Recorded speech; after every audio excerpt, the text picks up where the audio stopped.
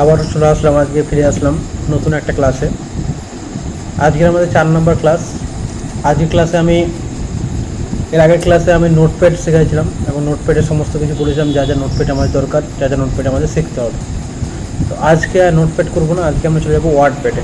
নতুন একটা programming software, যেটা হচ্ছে ওয়ার্ড প্রসেসিং সফটওয়্যার, যেটা বলেছিলাম টাইপিংয়ের কাজে লাগে। তো আজকে চলে যাবো ওয়ার্ডপ্যাডে। আজকে নোটস করবো না, আজকে সবটাই প্র্যাকটিক্যাল দেখাবো। ভিডিওটা আস্তে আস্তে করে, কোনো স্কিপ না করে আস্তে আস্তে দেখবা, তাহলে বুঝতে পারবা।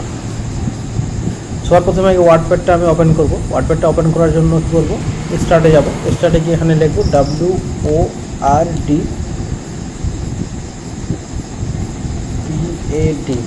ঠিক আছে। ওয়ার্ডপ্যাড লিখলাম, দেখলে ওয়ার্ডপ্যাড লেখা সফটওয়্যার চলে আসছে, আসলে ওয়ার্ডপ্যাডটা ওপেন করলাম এখানে ক্লিক করে।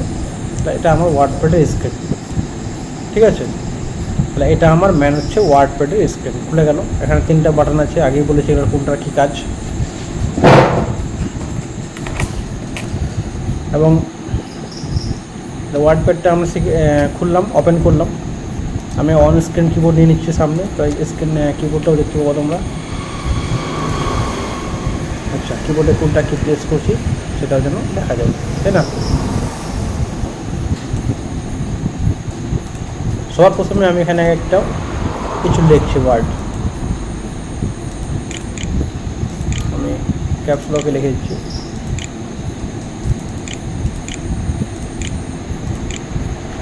ICYCC কম্পিউটার সেন্টার, ঠিক আছে। আমি এটা লিখলাম। এবার একটা জিনিস মনে রাখবা, এটা হচ্ছে একটা ওয়ার্ড বা টেক্সট, এটাকে আমরা কম্পিউটারের ভাষায় বলবো ফন্ট, ঠিক আছে। তো এই ফন্টটার উপরে যা কিছু কাজ করবো আমরা, ঠিক আছে, তার প্রথম কাজ হচ্ছে ফন্টটাকে আমরা সিলেক্ট করতে হবে, ঠিক আছে। তার জন্য আগে কী করবো, প্রথম ফন্টটাকে সিলেক্ট করবো। সিলেক্ট করতে আমি আগে দেখাইছিলাম, আজকে আবার বলে দিচ্ছি। লাস্টে যাব, লাস্টে গিয়ে এক হাতে শিফট চেপে থাকবো একটা আঙুল দিয়ে, আর একটা আঙুল দিয়ে অ্যারোগুলো চাপবো, তাহলে এটা আমার সিলেক্ট হবে, ঠিক আছে। এটা কিবোর্ড দিয়ে সিলেক্ট করা যাবে। আর মাউস দিয়ে করতে গেলে কী করবো, লাস্টে থাকবো, আবার মাউসের লেফট ক্লিকটা চেপে থাকবো আর এদিকে টানবো আস্তে আস্তে করে, তাহলে সিলেক্ট হয়ে যাবে, ঠিক আছে। সিলেক্ট হয়ে গেল। এবার এখানে দেখবো, এখানে কিছু ট্যাব আছে। প্রথমে দেখা যাচ্ছে হোম আছে একটা আছে কিছু, তো এই দুটো হচ্ছে ট্যাব, ঠিক আছে। এটা হচ্ছে হোম ট্যাব আর এটা হচ্ছে ভিউ ট্যাব, ঠিক আছে। তাহলে হোম ট্যাব আর ভিউ ট্যাব, আমরা আছি এখন হোম ট্যাবে। হোম ট্যাবের মধ্যে দেখো কিছু গ্রুপ আছে, এখানে কিছু গ্রুপ আছে। একটা হচ্ছে ক্লিপবোর্ড গ্রুপ, একটা হচ্ছে ফন্ট গ্রুপ, এটা হচ্ছে ফন্ট গ্রুপ। এখানে আছে তোমার কি প্যারাগ্রাফ গ্রুপ, এখানে আছে ইনসার্ট গ্রুপ, এখানে আছে এডিটিং গ্রুপ, ঠিক আছে। তাহলে আমরা ওয়ার্ডপ্যাডে এখানে কটা ট্যাব পাচ্ছি, ট্যাব পাচ্ছি দুটা, হোম আর ভিউ। এবার হোম ট্যাবের মধ্যে আমাদের গ্রুপ আছে কটা, একটা দুটা তিনটা চারটা পাঁচটা গ্রুপ আছে, ঠিক আছে। 5টা গ্রুপ আমরা একটা আবার শিখবো কোনটার কী কাজ, ঠিক আছে। প্রথমে যেটা আছে সেটা হচ্ছে কি ক্লিপবোর্ড গ্রুপ। এটার কাজ এখানে শুধুমাত্র কপি করা আর পেস্ট করা, যেটা আমি নোটপ্যাডে শেখাইছি, ঠিক আছে। কী করে করবো আরেকবার বলে দিচ্ছি। সিলেক্ট করা আছে, এক হাতে কন্ট্রোল চেপে রাখবো আর এক হাতে চাপবো সি, ঠিক আছে। এটা কপি হয়ে গেল, কন্ট্রোল চেপে রাখলাম আর সি চাপলাম, কপি হয়ে গেল। এবার নিচের লাইনে আসবো, এন্টার মারলাম, এটাকে নিয়ে আসবো, কপিটাকে পেস্ট করবো, রাখবো, কন্ট্রোল চেপে রাখবো আর ভি চাপবো, হচ্ছে। আবার আসছি, আবার কন্ট্রোল চেপে ভি চাপছি, আবার চলে আসছি।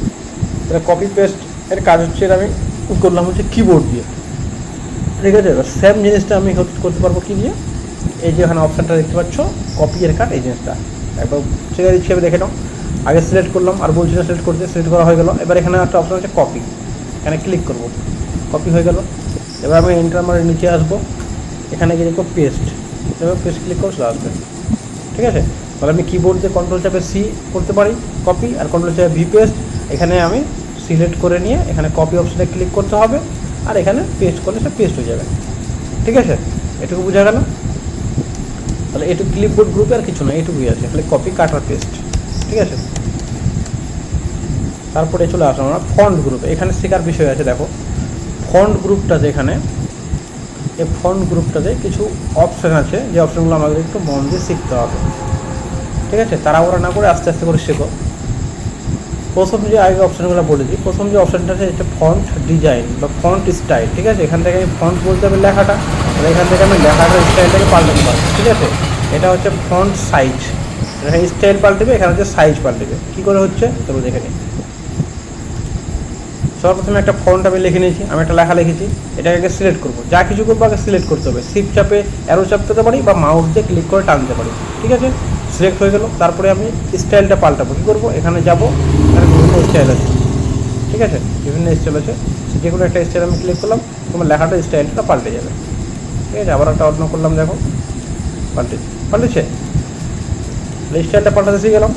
এবার আসছি কি সাইজ পাল্টাবো, তাহলে কি সিলেক্ট করবো, এখানে 11 আছে, তার পাশে অ্যারোটাতে যাবো, ঠিক আছে। তার পাশে যে অ্যারোটা আছে, এই অ্যারো চিহ্নটা, এটা এই অ্যারো চিহ্নটাতে যাবো, ঠিক আছে। 11টাতে ক্লিক করবো না, অ্যারো চিহ্নটাতে ক্লিক করবো। এখানে গিয়ে দেখবো বড়ো সাইজ এসে, যত সাইজগুলো বড়ো করবো তত লেখাটা আমার বড়ো হবে, ঠিক আছে। আবার ছোটো করা গেলে ছোটো হবে, ঠিক আছে। তাহলে এখানে আমার ফন্টের স্টাইলটা পাল্টেছে, এখানে আমার সাইজটা পাল্টেছে। এবার সাইজটা পাল্টে একটা শর্টকাট আছে আরও, দেখো এখানে একটা বড় এ আছে, এখানে একটা ছোটো এ আছে, দেখতে পাচ্ছ।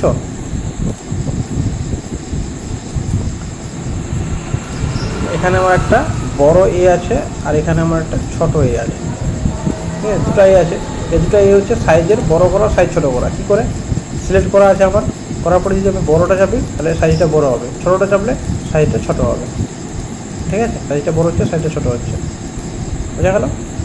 তাহলে আমার স্টাইল শিখে গেলাম, সাইজ শিখে গেলাম, ফন্টের বড়ো ছোটো করতে শিখে গেলাম, ঠিক আছে। এটার কোনো সমস্যা আছে, সমস্যা থাকলে আমাকে কমেন্টে লিখবা, আমি এটা অ্যান্সার দেবো, নাহলে আমার প্র্যাকটিক্যাল ক্লাসে আমাকে জিজ্ঞাসা করবো, আমি বুঝিয়ে দেবো, ঠিক আছে।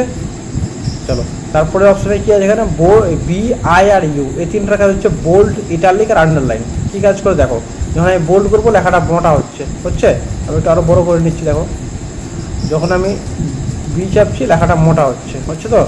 আর যখন আমি ইউ চাপবো, আই চাপবো, তখন লেখাটা বাঁকা হবে। এবার অন করে দিলাম, একবার চাপলে বাঁকা হয়ে গেল, আবার অফ করে দিলাম ঠিক হয়ে গেল। ইউ চাপলে হবে আন্ডারলাইন, ঠিক আছে। এগুলোর শর্টকাট কেউ আছে, এখানে ক্লিক করে করতে পারি, কিংবা আমি কী করতে পারি, বোল্ড, এই যে বোল্ড হচ্ছে এটা করতে পারি, কন্ট্রোল চেপে রাখবো একটা আঙুলতে, যে কন্ট্রোল চেপে আছে, একটা আঙুলতে রাখবো বি, এটা মোটা হয়ে যাবে, ঠিক আছে।